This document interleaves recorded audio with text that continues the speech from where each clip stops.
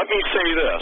In defense of L.A., my work, Tim's work, others' work, when we go digging up, and literally the case, not just old bones, but old records from the conquistadors that knew how to measure stuff, and skulls are 42 inches from the eye socket to the back of the head, when there are over 12 records, forgive me, of stuff that is on the, on the radar and on the scenario of everyone else, then you can go and sit. It bothers me that people are that stupid to say, well, there's nothing over 9 feet. I will make a statement right now that will probably astonish everybody.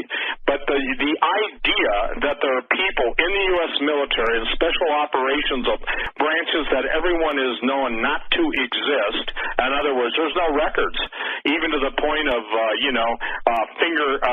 fingerprints and other identifying marks being manipulated in such an extent that even if you had palm prints or anything, you couldn't tell that these were the original people.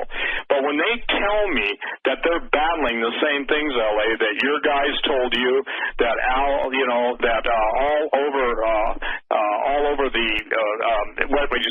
over the military, I'm sorry, I got so much to say in a short time, that there are so many eyewitnesses to this that it now is coming to the point in the mouth of 2,000 or 3,000 witnesses will every word be established. So, ladies and gentlemen, you may not believe the 1880s or the 1909s or whatever the reports of the Kincaid expedition, but you were told that, and we were told by an insider, 174 million artifacts that are historically out of place or scientifically out of place are stored in the warehouses under the Smithsonian's care. And just to prove this, and I'll give it right back to you, L.A., I'm excited about this. I've been fighting with the pimples waiting to pop. That's a pretty gross description of some people that don't believe anything about the giants, and they make sure that their opinions are all over the internet.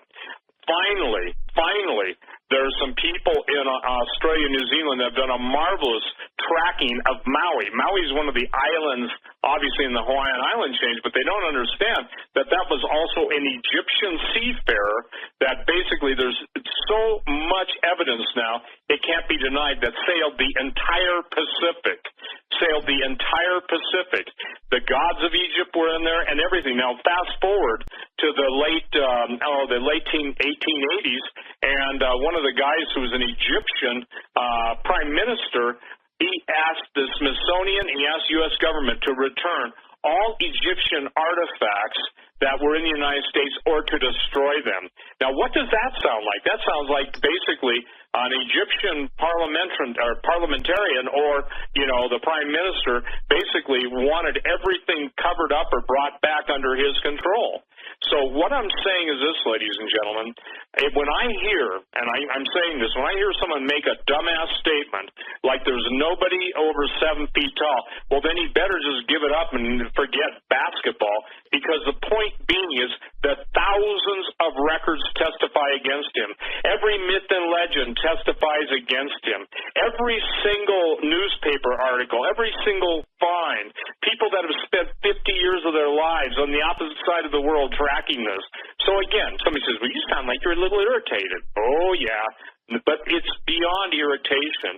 It's beyond the fact that why would someone claiming to be, quote, a believer attack when he can't attack on the basis of fact, but just make, stupid statements, but he can't back it up on history.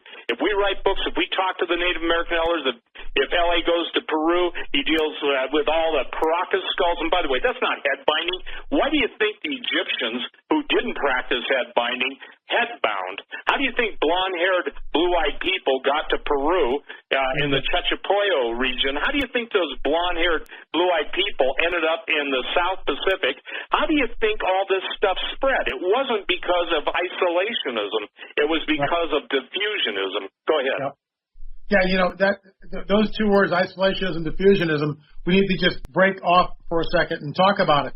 The Darwinists believe in isolationism. That's the prevailing paradigm all through archaeology, all through the Darwinian scientific community. That's what they believe, that people are basically isolated. They really don't move around.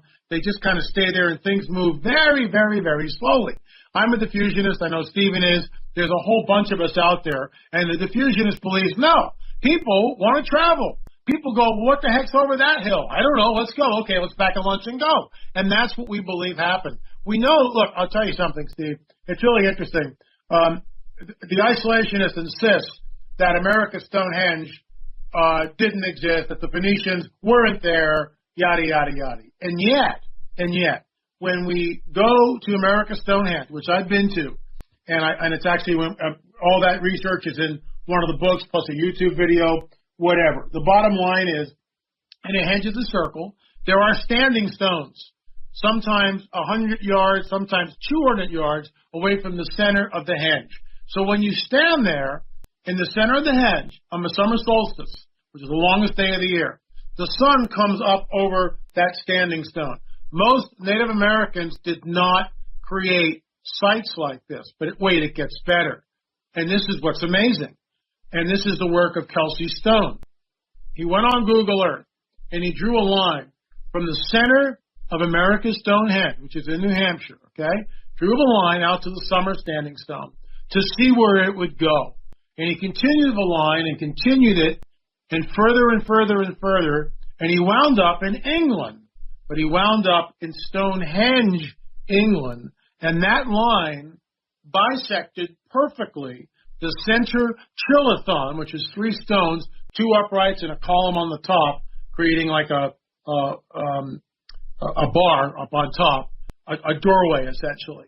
And that's impossible, and it's not a coincidence. And when he continues the line further, because of the curvature of the earth, all you flat earthers out there, you wind up in Beirut, Lebanon.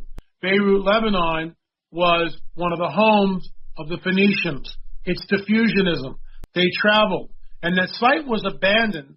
And then you move over slightly just to another place where I've been numerous times, a great circle mound in Ohio, which when you stand there, the first thing that hits you is, my gosh, how did they do this?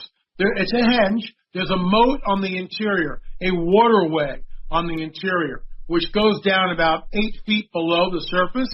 The entire area is dead flat. Why? Because the moat won't work, or the henge part, the waterway inside the henge will not work unless the area is flat. That begs the question, how do ancient Americans in the Stone Age, because there are no iron tools pre-Columbian, how did they do that?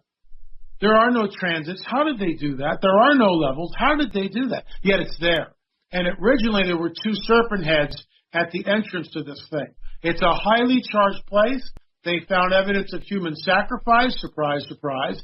And what's amazing is originally, when the white man came into the area, they asked the Native Americans who built this. And the Native Americans, and this is on record, stated, we don't know. It was here when we got here. And that goes back to, I call it Nephilim architecture, fallen angel technology. Because in my opinion, that all these sites, you can only really appreciate them from the air. And who is the prince of the power of the air? Satan. So good question. Well, hey, Doug, I can't resist. Maybe that's what the Beatles were talking about, strawberry fields forever. I'm sorry, LA. It's just, man. Well, coming out of my mouth, that question seemed a little bit odd. However, I had to ask that question because that's been bugging me for like 2 years. Because it almost seems like everywhere I go or everywhere I look with respect to these mounds, there are strawberries. And maybe it's just like the area. I don't know, but help me out. Interesting. Very interesting. All right. Okay. Well, hey, Doug, are we taking a break or are we going through it? No, go through it. Your words are valuable. Network has agreed to bypass a break, so go ahead, sir. Thank you. Thank all of the sponsors, too. Here's where we're at, ladies and gentlemen. The Rosetta Stone, which was found by Champollion, that gave the ability to translate hieroglyphics into Greek, and Dodadic, which is kind of I think it's a Syrian language, D-O-D-E-T-I-C. There are so many stones now. What's interesting about the witness, excuse me, we got smoke in the air in Montana, and it's just pollen central. We've got so many witnesses in the stars and in the monuments of stone. And for the record, fake news didn't exist then. The idea was simply that they recorded what they saw. They tried to explain it, but the advanced technology of all of the positioning of the megaliths, the monoliths, the Cyclopean architecture, the Nephilim architecture, the mathematical genius of it all, it did not come out of a pond, and it did not come out of people crossing the land bridge into from Eurasia into the North American, South American continent. What it is it's a testimony to the fact that I think this is the point we got to get across, LA. The official, if you will, subversion of truth. They're going to use all of these, everything we've been talking about, Tom Horn's been writing about, we've all been talking about, writing about, making videos about. It's all going to be used by the globalists, the Illuminists, the Satanists, the Luciferians to present a total different history than the Bible.